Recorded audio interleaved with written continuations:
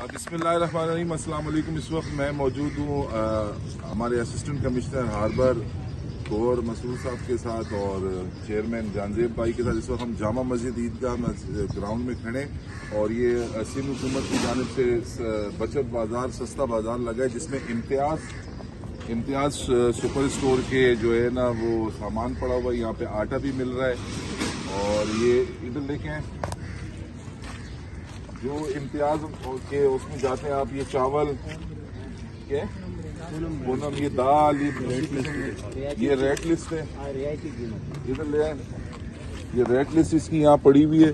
तो आप लोग आए यहाँ पे, तमाम यूटिलिटी की तमाम चीज़ें यहाँ मौजूद है। जो चावल हो गया, दाल हो गया, घी वगैरह भी है, दाल है, घी, सब कुछ है।